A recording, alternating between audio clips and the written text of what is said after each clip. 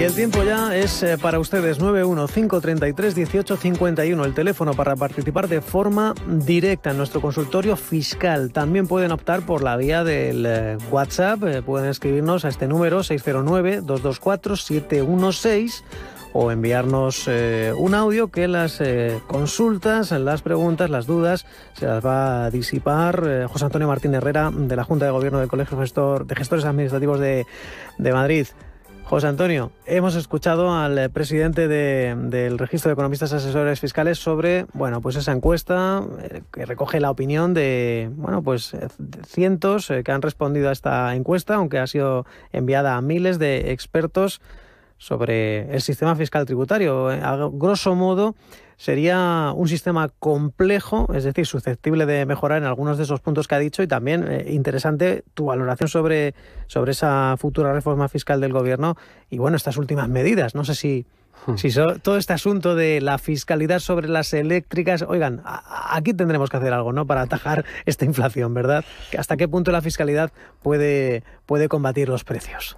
Sí que los puede combatir. Lo hemos comentado en algunas ocasiones que sí que los puede combatir. El presidente hoy ha introducido un nuevo tipo de IVA, que es el 5%, con lo cual es interesante que vamos a tener 4 tipos de IVA, o imagino que será una errata en lo que ha hecho.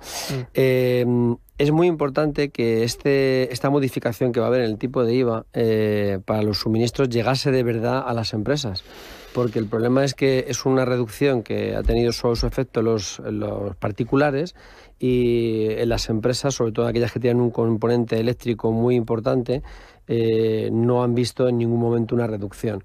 Me consta que hay empresas que están pagando casi 2,5 veces más de luz de lo que pagaban en condiciones normales. Desde luego, reducirles el tipo de IVA al 10 o al 4% sería un alivio realmente tremendo.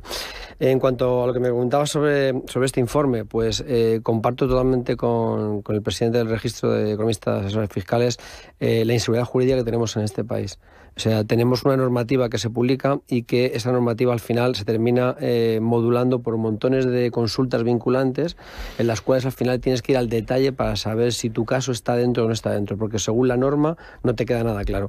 Eso para cualquier contribuyente, tanto para los que están ahora como para los que puedan venir de fuera, es muy malo, porque nunca sabes si lo que estás haciendo va a estar sometido a algún tipo de revisión en los próximos 4 años.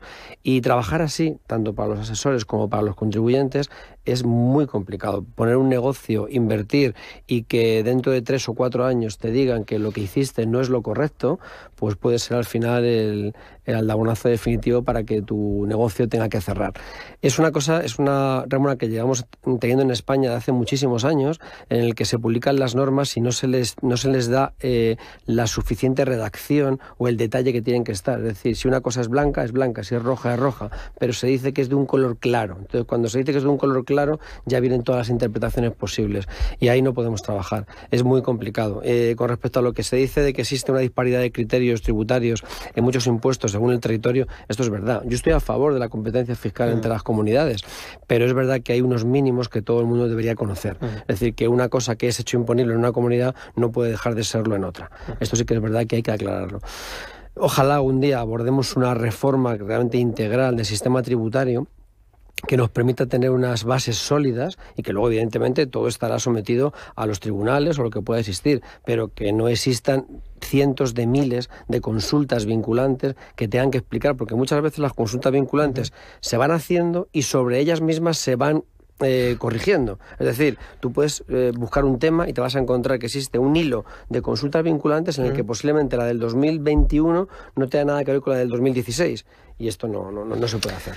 En fin, no vamos a ser mal pensados, pero a veces desde la propia redacción de la norma, pues a veces ya casi da la sensación de que se hace con esa ambigüedad para, interpretar a favor del fisco. En cualquier caso, vamos a ya paso a los oyentes. Saludamos a Sergio. Buenos días, Sergio. Sí, buenos días.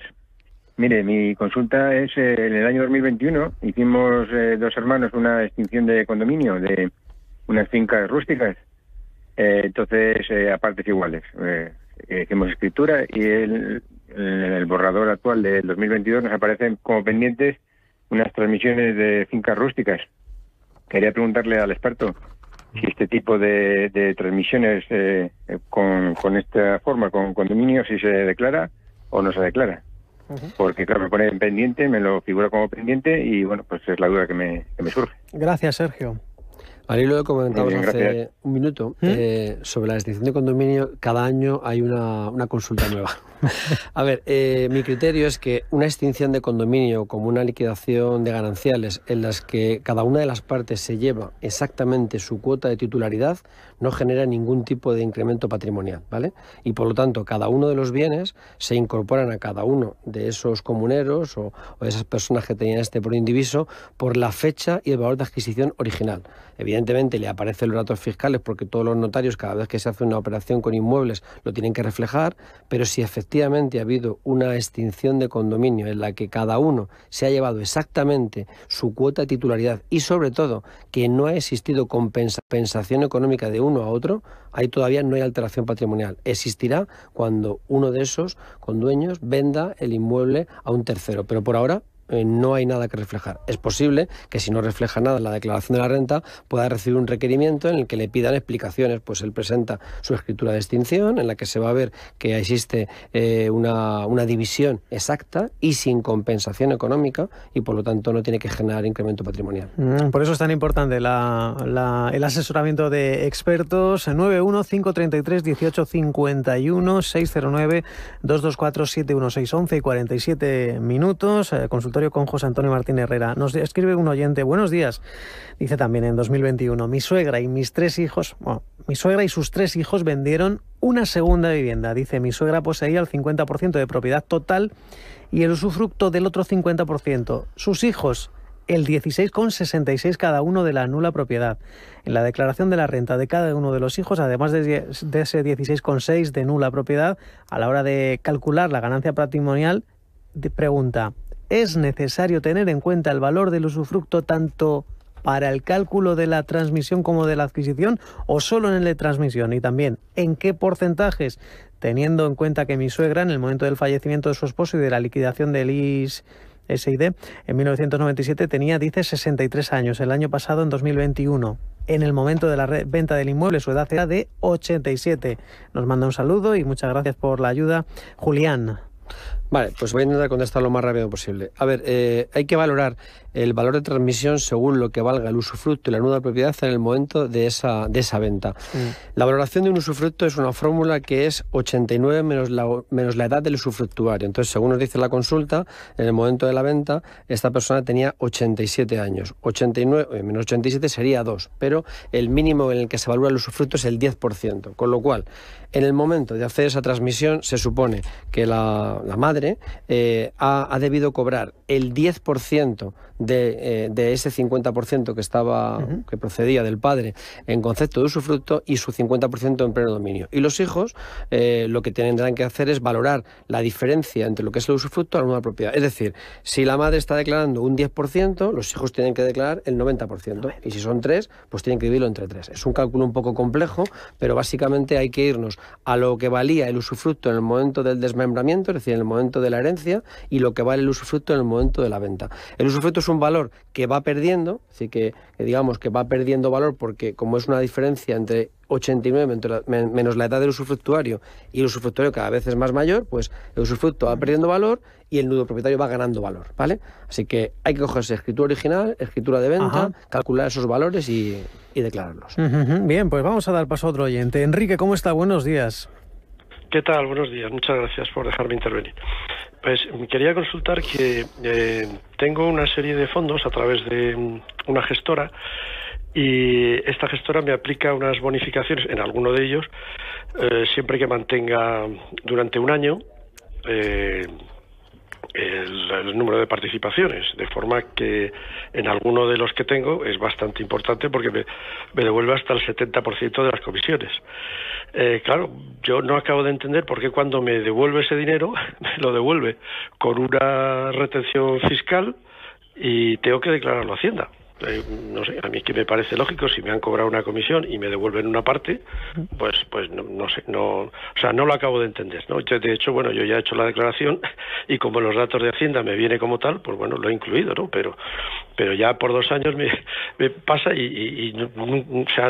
no tengo claro por qué se produce esta situación. A ver si el experto me lo puede decir. Gracias, Enrique, seguro que le respondemos. Bueno, Enrique, yo considero que el tratamiento que está haciendo la entidad es correcto, porque, a ver, ellos lo publicitan como una devolución de esas comisiones, pero en el fondo es como un ingreso que estás teniendo, y por lo tanto, al ser un ingreso, te lo están reteniendo igual que si hubiera una venta del fondo. A mi modo de ver, lo tienes que declarar, es un ingreso que llevará su correspondiente retención, y lo que tú podrás en un momento determinado, cuando hagas una venta de esos fondos, es deducir aquellos gastos y podrás deducir las comisiones totales. Pero a mi modo de ver es correcto, porque en el fondo, valga la redundancia, estás recibiendo un ingreso procedente de tener esos activos. Bien, pues la consulta de Enrique también. Nos siguen escribiendo más oyentes al teléfono de WhatsApp. Nos dice: las pérdidas que puedo justificar son de unos 3.000 euros porque el bien entre varios... Yo creo que esto es una consulta sobre una venta de vivienda. Bueno, vamos a leerla. Las pérdidas que puedo justificar son de unos 3.000 euros porque el bien es entre varios y no dispongo de algunos gastos como el pago del impuesto de transmisiones. El piso se compró en 2009 y fue hipotecado. ¿Se podía comprar en Andalucía un piso hipotecado sin poder pagar el ITP? ¿Estoy obligado a hacer la declaración? ¿Puedo poner como gasto el ITP si no tengo el justificante? Como ya dije, me sale a pagar la declaración y no voy a aprovechar esas pérdidas, así que no me interesa nada hacerla.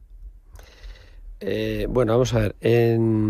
Habrá que ver exactamente si esta persona está obligada a no hacer declaración de la renta, porque el tener pérdidas superiores a 500 euros te obliga a presentar declaración de la renta. Y además, en este caso, si le sale a pagar al contribuyente, pues claro, evidentemente no querrá presentar la declaración, pero no pondrá de manifiesto esas ventas que tiene. En cuanto al ITP, bueno, si no tiene el justificante del pago, pero sabe lo que hizo porque tiene movimiento en el banco, yo lo desgravaría, porque siempre, en el caso de revisión tributaria, es un documento que puede ser fácilmente obtenible en la administración pidiendo una copia. Hay otros gastos en los que si no los tienes y simplemente lo que haces es una anotación del cómputo a la hora de calcular la variación patrimonial, sí que puedes tener problemas, porque en el caso de que la administración te revise, te va a pedir el correspondiente justificante. Y claro, no es lo mismo pedirle a una administración la copia de un impuesto que pedírsela si has tenido un gasto de una inmobiliaria o de una empresa que ha intervenido en el proceso de venta. Pues lo que quiero entender es que él, si no está obligado a presentar declaración de la renta por los límites primeros, y por lo tanto no va a presentar esas pérdidas que podría tener. Yo en algún caso que me ha pasado en el pasado, se me ha dado esta situación de una persona que no estaba obligado a declarar porque por la regla número 1 no lo está, pero por aplicación de la regla número 2, al existir pérdidas, te lleva a hacer declaración. Entonces, cuidado con esto, porque en el manual lo pone como muy claro. Tienes como 2 partes en las que te dice si estás obligado o no estás obligado. Y si por la regla número 1 no estás obligado, pero hay alguna de las cosas que tienes que no están en esa regla 1, te tienes que ir a la regla número 2. Y por lo que él dice, esas pérdidas de más de 500 euros le llevarían a tener la obligación de presentar la declaración. Vamos a recordarlo en 30 segundos, que ya queda nada, 10 días, una semana para la declaración de la renta. ¿Quiénes estarían obligados a presentarla o quiénes no? Porque bueno, pues, aquí la variable de los 2 pagadores... Contribuyentes que tengan un solo pagador 22.000 euros o que el segundo y siguiente no supere los 1.500, en el que si supera los 1.500 el límite nos baja a 14, personas que tengan rendimiento de capital mobiliario o ganancias patrimoniales sometidas a retención que no superen los 2.600, y luego imputaciones de vivienda, letras del tesoro o subvenciones por ayuda de vivienda. Si alguno de tus rendimientos no está en esta primera regla, te tienes que ir a la segunda, y la segunda es muy restrictiva, porque dice que si tienes rendimientos del trabajo, del capital mobiliario, inmobiliario, actividades económicas que superen los 1.000 euros, ya estás obligado a hacerla. O si tienes pérdidas superiores a 500 euros. Pues José Antonio Martín Herrera, sintetizar. Gestores administrativos de Madrid. Gracias. Muchas gracias a vosotros, como siempre. Capital Intereconomía. Gestión, finanzas, empresas.